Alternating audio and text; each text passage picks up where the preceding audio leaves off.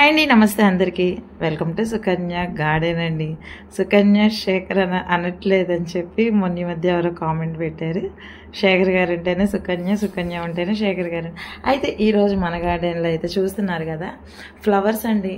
అసలు ఇంకా నేను కాయలు కోయలేదు, ఇంకా ఫ్లవర్స్ అయితే చూస్తున్నారు కదా. ఎర్లీ మార్నింగ్ అయితే తీసేస్తున్నానండి, ఎందుకంటే మళ్ళీ ఫ్లవర్స్ ముడిచిపోతాయని. ఇంకా నేను హార్వెస్ట్ చేయలేదు, మళ్ళీ ఫ్లవర్స్ వచ్చేస్తున్నాయి, మళ్ళీ కాయలు. అయితే ఇవన్నిటికీ మీకు ఎలా సాధ్యమని అయితే చాలామంది అయితే అడుగుతున్నారండి. చాలా చాలా సింపుల్ అండి. వీటికి ఏమీ పెద్ద కొనేసి చేసేసింది ఏమీ లేదండి. చాలా సింపుల్గా మన గార్డెన్లోనే మన మొక్కల ఔషధాలతోనే మనం ఇలాగా తయారు చేసుకోవచ్చండి. ప్రజెంట్ ఇప్పుడైతే నేను రెడీగా ఈ లిక్విడ్ అయితే ఇస్తున్నానండి. అదే జీవామృతం అనమాట. ఈ జీవామృతం అంటే అందరూ అనుకుంటారు ఈ ఫ్రూటింగ్ కానీ ఫ్లవర్స్ కానీ వచ్చినప్పుడే ఇస్తున్నాను అందుకని అంత బాగా కాదండి. నేను మామూలుగానే అవి ఉన్నా లేకపోయినా ఇస్తూనే వచ్చానండి నా మొక్క. ఎందుకంటే అది నేల కాదు, టబ్బుల్లో నేను ప్రతిసారి చెప్తూనే ఉంటానండి. ఇలాగ ఒక లీటర్కి నేను 5 లీటర్ల జీవామృతం అయితే తీసుకొని ఇలాగ మొక్కలన్నిటికీ అండి, ఇలా మొక్కలన్నిటికీ వేస్తున్నాను. ఎందుకంటే ఇప్పుడు హార్వెస్ట్ చేసేస్తానండి. హార్వెస్ట్ మా సీత రావాలన్నమాట. సరే సీత వచ్చేసరికి ముందల ఇవన్నీ పోసేద్దాము నీళ్ళు. అయితే చాలామంది చెప్తారండి, అది కొత్తలో నేను కూడా చేసేస్తానమాట. ఈ ఫ్లవర్స్కి పాలినేషన్ చేయాలి, చేసినప్పుడే ఫ్రూట్ వస్తుంది అన్నారు. కానీ అవసరం లేదండి. మన గార్డెన్లో ఎప్పుడైతే ఫ్లవర్ ప్లాంట్స్ ఉంటాయో ఆటోమేటిక్గా ఆ పాలినేషన్ అనేది తేనెటీగలతో జరిగిపోతుందండి. ఇన్ని ఫ్లవర్స్ మనం ఎక్కడ చేయగలుగుతాం? నేనైతే అస్సలు చేయలేదండి. గాలికి అది పాలినేషన్ అయిపోద్ది, మనం చేయని అవసరం. చక్కగా పండు అయితే తయారైపోద్దండి.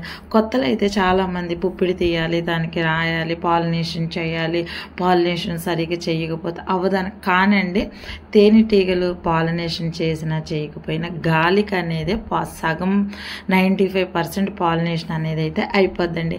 ఈ విధంగా నా గార్డెన్లో అయితే అన్నిటికీ ఇలాగా పాలినేషన్ అయిపోయింది. సీత వచ్చిందండి. సీతనైతే ఇక సాయంత్రం పూట పట్టుకుంటాను తెలుసు కదండి. ఇక పొద్దున్న ఫ్లవర్స్ అన్ని చూస్తున్నారు కదా, ఇలాగైతే వడిలిపోయినాయి.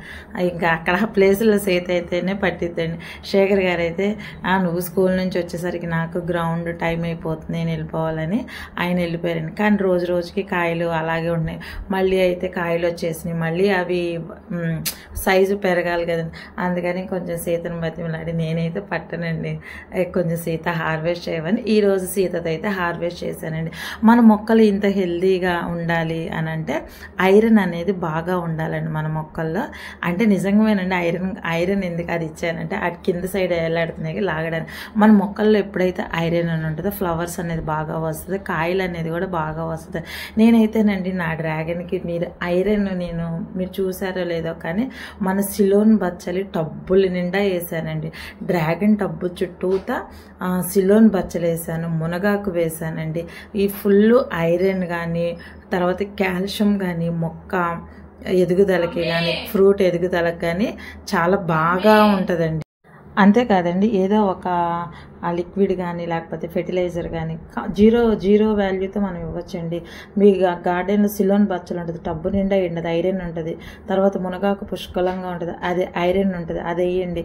లేదు అనుకుంటే మన ఎండాకులు, మన కిచెన్ కంపోస్ట్లు ఇవన్నీ మాకు దొరకవు అని అనుకున్న వాళ్ళు బోన్ మీల్ కానీ సీవీడ్ కానీ ఇట్లాగా ఇవి లేని వాళ్ళు అవి యూజ్ చేసుకోవచ్చండి. నేనైతేనండి వీటికి వేస్తాను, కానీ ఎక్కువ ఇవి యూజ్ చేస్తానండి. జీవామృతం కానీ OWDC కానీ ఇట్లా వేయడం వల్ల ఏంటంటే నేల సారవంతం అవుతూ ఉంటుంది, లూజ్ అవుతూ ఉంటుంది. అట్లాగే ఇంకా చాలా బలంగా తయారవుతుందండి ఫ్రూట్ కానీ మొక్కలు కానీ. ఇదేనండి నా సీక్రెట్. నచ్చితే ఒక లైక్ చేయండి, షేర్ చేయండి, సబ్స్క్రైబ్ చేయండి. సుకన్య గార్డెన్ అండి. మన టార్గెట్ ఇంకో గిన్నె ఉంది, ఇంకో గిన్నెడి కాయలు అయితే కొయ్యాలండి. అది శేఖర్ గారు వచ్చిన తర్వాత ఇక రేపు వస్తామన్నమాట. బాయ్.